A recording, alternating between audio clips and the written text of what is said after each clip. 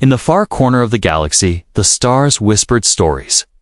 Old stories, lost in time. Stories about a species called humans. They once ruled the battlefield, fought against powerful alien empires, and won. But now, most aliens believed they were just a myth, a bedtime story told to scare little children. They said humans had vanished long ago. No one had seen a real one for over 300 years. Queen Zalara of the Zinther Empire was one of the most feared leaders in the galaxy. Her ships were fast, her army strong. She had conquered over 200 planets without losing a single battle. Her throne room was made of black stone and starlight. Advisors stood around her, scared to speak without permission. A small alien general stepped forward, shaking. "My queen," he said, "we found ruins on planet Vora. Human technology." The queen raised an eyebrow. "Human?" She laughed. "That is just a story." She turned away, her golden robe flowing behind her. "If humans were real," she said, "we would have crushed them by now," but far from her empire. Something was waking up on an old human ship. Drifting near a dead star, a pod opened. Steam escaped. Red lights blinked. A man slowly sat up inside the pod. He had short black hair, a deep scar across his face, and eyes full of pain. His name was Commander Riven Kane. He had been sleeping for over 300 years. His last memory was fire, war, and the fall of Earth. A voice spoke inside the ship. "Cryostasis complete. Welcome back, Commander Kane." He coughed, touched his chest, and looked around. The ship was broken, most systems offline. "Status report," he said, his voice rough. "Earth, lost," said the A. "Human colonies, destroyed or missing. Enemies, Zinthar Empire." Expanding fast, Kane stood up slowly. Muscles weak, but mind sharp, he walked through the dusty halls of the ship. Each wall told a story of a war that never ended. He stopped near a window and looked at the stars. "So it's not over," he whispered. The eye spoke again. "Commander, do you wish to activate battle protocol?" He nodded. "Yes, far away." Queen Zalara stood before a crowd. She smiled as another planet surrendered. "No one can stop us," she said proudly. The crowd cheered, but deep inside her, a strange feeling grew, a shadow she didn't understand. That night, in her private chamber, she sat alone. She watched old footage from forgotten archives. A single clip showed a human soldier fighting against 10 alien warriors. He moved fast, thought faster. He won. Alone, Zalara scoffed. "Tricks," she said. "Illusions from the past," but her fingers paused before deleting the file. At the same time, Kane walked into the old ship's armory. He opened a sealed case. Inside was a black exosuit. Old but powerful, he smiled slightly. "Still waiting for me," he said. He suited up, ran diagnostics, and set a new course. His voice was steady now. "Set destination to Zenther border world." The ship's engine groaned, then lit up with blue light. The legend was moving again. The Queen's advisors brought her a report. "A mining station on the edge of our space was destroyed. Pirates?" She asked. "No." The advisor said, "Just one life form, unknown." She narrowed her eyes. "Send scouts, find who did this." But it was already too late. Commander Kane was not hiding. He wanted them to know. One by one, Zinther outposts started going silent. Messages stopped. Patrols vanished. The Queen felt something she hadn't felt in years. Fear. She stared into the stars and whispered, "Could it be true?" And far across space, Riven Kane sat in silence. He cleaned his weapon, checked his armor, and waited. He was not a hero. Not anymore, but he was still human. And for the first time in 300 years, that meant something again. Asterisk space was quiet. But something was screaming, not with sound, but with memory. Inside the drifting human ship, deep in forgotten space, The past was waking up. The ship had no name left, its numbers burned away in war. Its metal body floated cold and silent, until now. A light blinked on, then another. Steam hissed from broken pipes somewhere deep inside. An old AI system came online. Status check, it whispered to itself. Life form detected, initiating revival. The cryochamber opened with a sharp gasp. A man coughed and struggled for breath. He grabbed the edge of the pod. Eyes blinking against the low red light, his muscles shook. Skin pale, but his mind was waking fast. Commander Riven Kane, once a soldier, once a legend, now just a ghost of old wars. His first words were not a question. They were an order. Report, he said, barely above a whisper. The AI responded in a calm voice. You have been asleep for 312 years. Earth is gone, human colonies destroyed, scattered, or enslaved. You are the last active unit of Project Black Shield.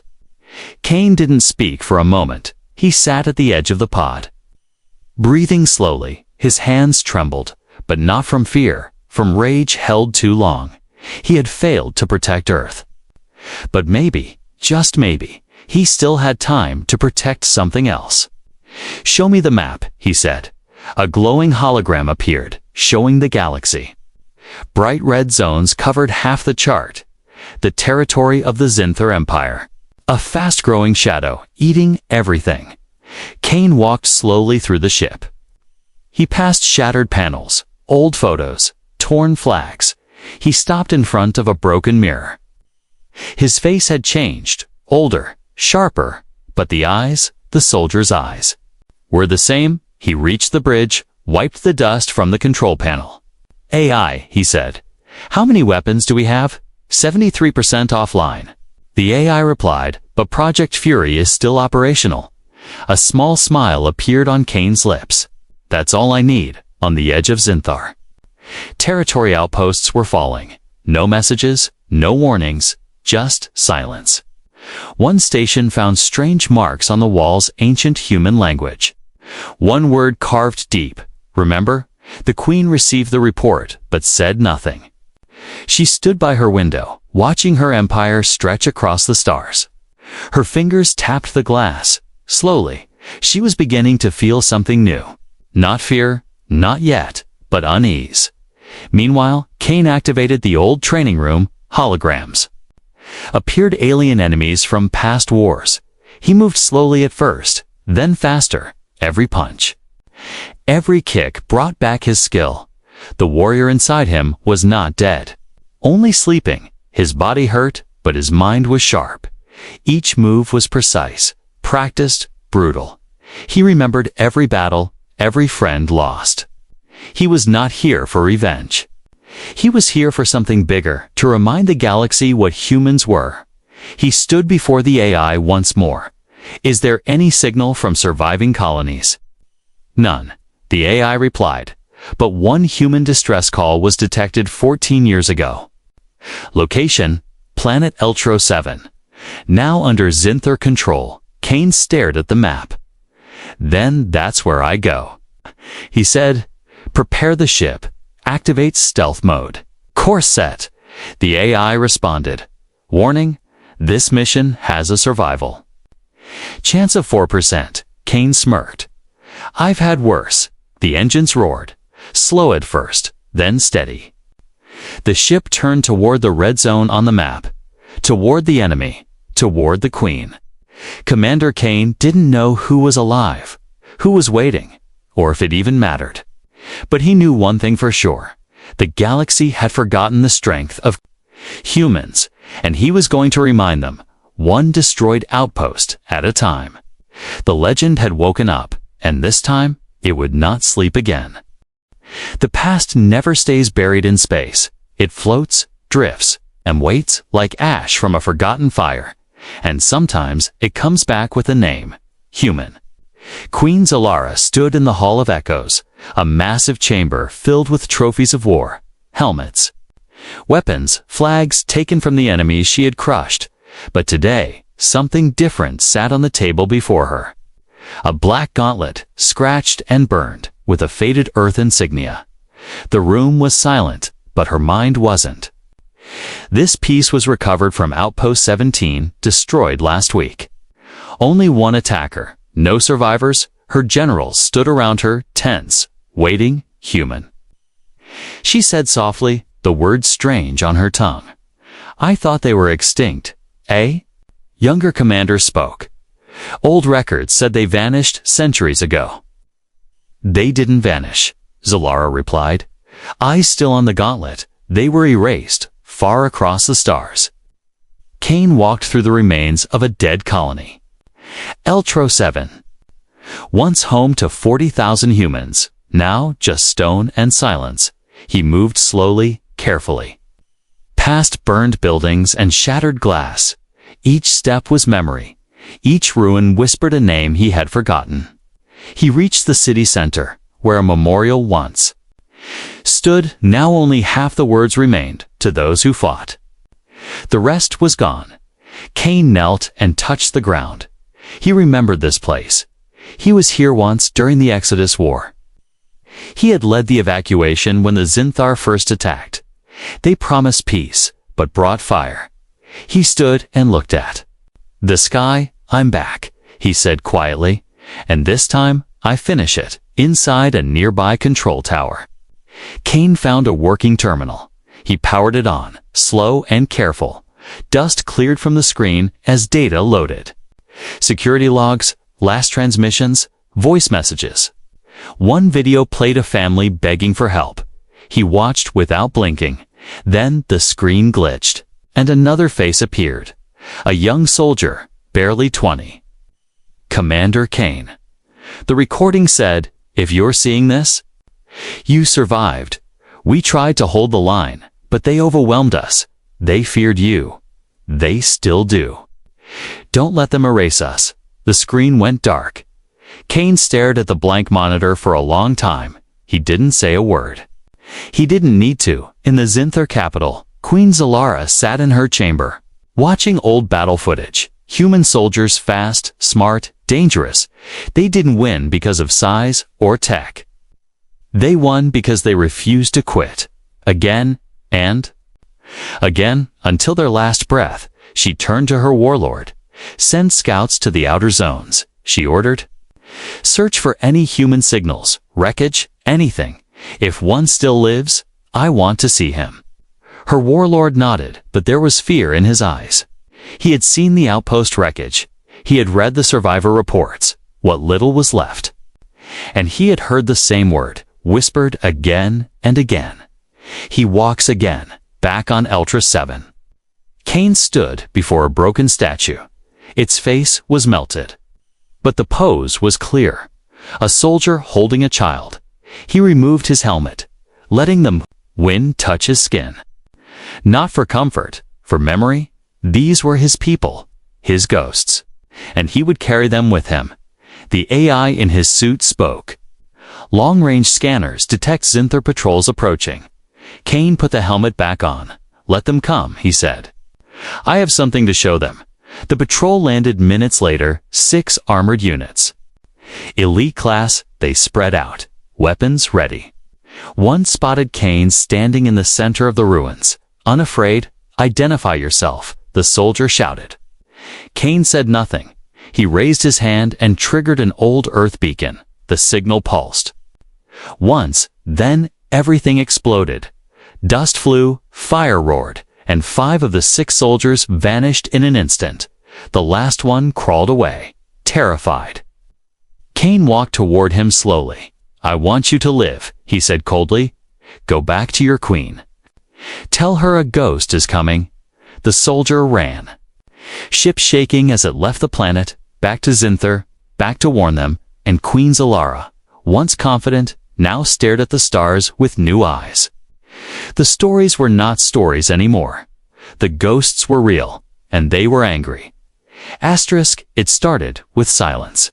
Not the peaceful kind, but the sharp, heavy silence that wraps around fear.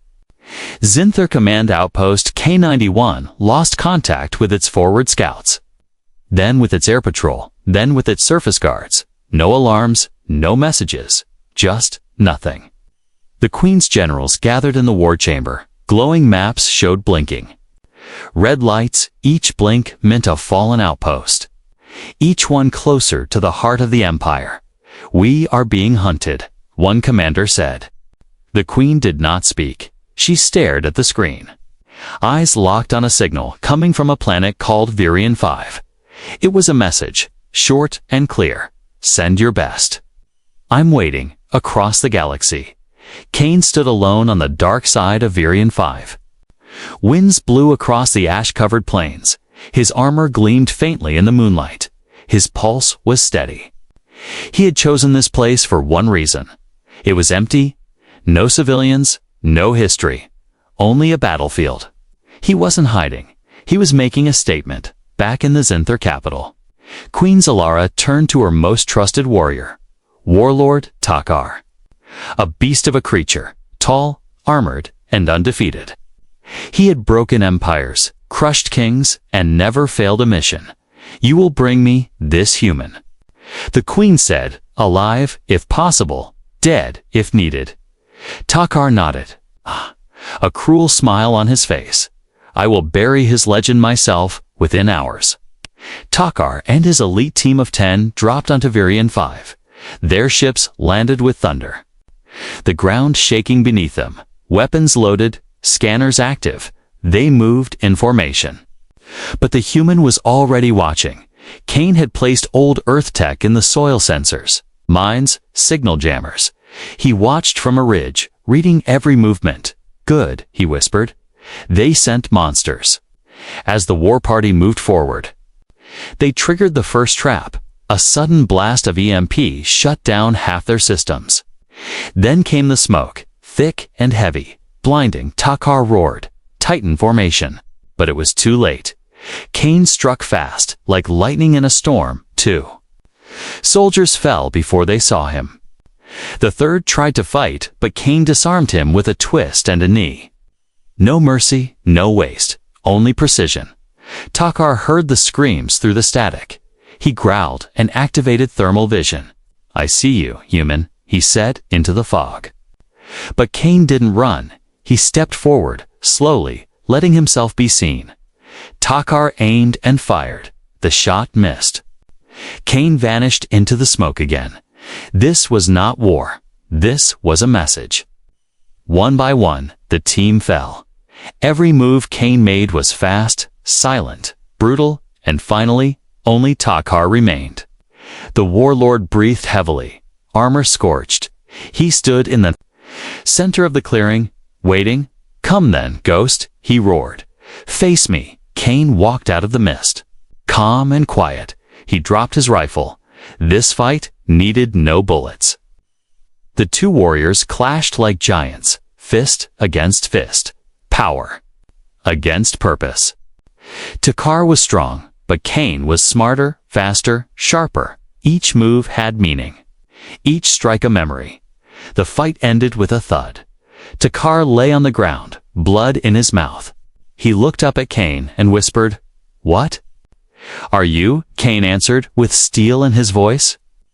"I'm what your queen forgot." He left the warlord alive, barely, and sent him back. Not out of mercy, but as a warning. When Takar returned, broken and silent, Queen Zalara stood from her throne. She looked at him, at the wounds, the fear in his eyes. And for the first time in her rule, she said nothing. The human had made first contact, and with it came fear. They brought him home in silence, not in glory, not with banners or music, but on a stretcher, covered in blood and failure. Warlord Takar, the Queen's hammer, the Empire's pride, returned broken. One arm crushed, one eye gone. He did not speak. Not even once. Doctors worked in shadows, afraid to ask what had done this. But everyone already knew. The human, Queen Zalara, watched from behind her glass chamber. No anger on her face. Just cold, calculating fear. If Takar had fallen, then the stories were true. Humans were not just warriors. They were weapons. Across the stars, Riven Kane stood on a ruined cliff. The wind pulled at his cloak, torn from the last fight. His armor was dented, cracked, stained with ash, but his eyes were clear. It's a kind of clear that only comes from knowing exactly who you are. He was not here to survive. He was here to remind them. Humans don't vanish, they return. Back on Zinther Prime, the Queen summoned her inner council. "Who is he?" she asked, her voice quiet but sharp. A tech officer stepped forward, sweating. "Name: Commander Riven Kane, former Earth military. Classified under Project Black Shield, trained in guerrilla war, ship combat, and infiltration. He was reported Kia 3 centuries ago." The Queen narrowed her eyes. "But he lives." "Yes, my Queen," the officer whispered, "and he is." Winning. Meanwhile, Kane entered an old Earth outpost hidden inside an asteroid field. The lights flickered, but the system still worked. He powered up the station's AI and searched for weapons, supplies, records. But what he found was worse, a list of human survivors. And all of them marked, captured, killed, or unknown. He stared at the screen, fists clenched. These were his people, fighters, scientists, civilians, gone, one by one. Erased by the same empire that now feared a single man. The AI voice broke the silence. One match found. Prison transport Zetani. Last seen on course to Labor Moon Tyreek, Kane uploaded the data. Target locked, on the other side of the galaxy. The Queen ordered something she never had before. "Prepare the throne ship," she said. "I will see this human myself." Her guards hesitated. "My Queen," one of them said softly. "What if he kills you?" She turned, slow and dangerous. "Then I will know who I'm fighting." But before she could leave, an alert flashed across the command screen. Moon Tyreek, under attack. Surveillance showed one man breaching its defenses. One ship, one life form, dozens of guards gone in minutes. She stared at the footage. Him. Again. Always alone. Always winning. On Tyreek, Kane moved through the prison halls like a shadow. He freed every prisoner. Some were human, others alien, all victims of the Zinther Empire. They looked at him, not with fear, but with hope. "Who are you?" a young woman asked as he broke her chains. Kane looked at her and replied, "I'm from the past, but I fight for the future." That night, as the freed prisoners escaped in stolen ships, Kane stayed behind. He stood at the center of the moon base, set the charges, and waited. When the Zinthar reinforcements arrived, the moon exploded. Nothing left but smoke and a signal echoing into space. "This is for Earth." The Queen watched the destruction unfold. Her empire had never been challenged like this. Not by fleets, not by armies, but by one human. The warlord had fallen, the myth had risen, and the galaxy was beginning to believe again. Asterisk. There are moments in history when a ruler becomes a legend. And moments when a legend makes a mistake. Queen Zalara believed she could not fall. That belief was her greatest strength and her deepest weakness. She had seen worlds bend at her command. She had turned armies into dust with a single order. But she had never met someone who didn't fear her. Until now, a new message appeared on her command screen. No encryption, no tricks, just 3 words. "Come find me." The Queen's hands trembled, just a little. Her advisors begged her not to go. "Let us send a fleet," they said, but she raised her hand. "No," she whispered. "If the galaxy must see me bleed, then they will see it from my own hand." She chose 5 of her finest guards, took her throne ship, a floating palace of power and gold, and set course for the edge of the galaxy, to a planet long abandoned, cold and silent, Iraxis. A place where the first war between humans and Zinther had been fought. A graveyard of machines, broken flags, and frozen bones. Riven Kane had chosen this place for a reason. Not because it was quiet, but because it remembered, just like he did. He stood atop a rusted hill, surrounded by wreckage. Underneath his boots were pieces of old Earth tanks and Zinthar dropships. This was not a battlefield. It was a memory. When the Queen's ship landed, snow lifted around it like ghosts rising from the ground. She stepped out, dressed not in armor, but in royal robes. Her eyes found Cain instantly. He didn't move. She walked toward him, her guards behind her. No fear in her steps, only pride. "You are alone," she said. "So are you," Cain replied. A long silence filled the air. Then she said, "Why fight us? We are the future." Cain looked around at the ruins. "Your future is built on graves." One of her guards moved forward, weapon drawn. Cain didn't flinch. He threw a signal beacon on the ground. Suddenly, the old Earth tech around them came alive. Hidden turrets rose. Mines activated. The Queen was surrounded. Her guards panicked. Fired into the shadows, but Cain moved faster. 2 were down in seconds. The 3rd tried to run, but never made it. The 4th dropped his weapon. The 5th charged, shouting. Cain stopped him with one blow to the chest. Only the Queen remained. Standing still, heart racing, she pulled out a blade, long and sharp. Not for show, for war, Cain drew his. Older, heavier, forged in earth fire, they circled each other. 2 leaders from dead worlds. 2 symbols clashing in the snow. The duel was fast. Brutal, raw, no music, no audience. Just steel and breath. She struck first. But Cain blocked, countered. She kicked. He stepped back. She slashed. He ducked, rolled, answered with a cut to her shoulder. Blood touched the snow. The Queen hissed. "You are not special." She spat. Cain stared at her, calm and cold. "No," he said. "I'm just human." His next strike disarmed her. The final one dropped her to her knees.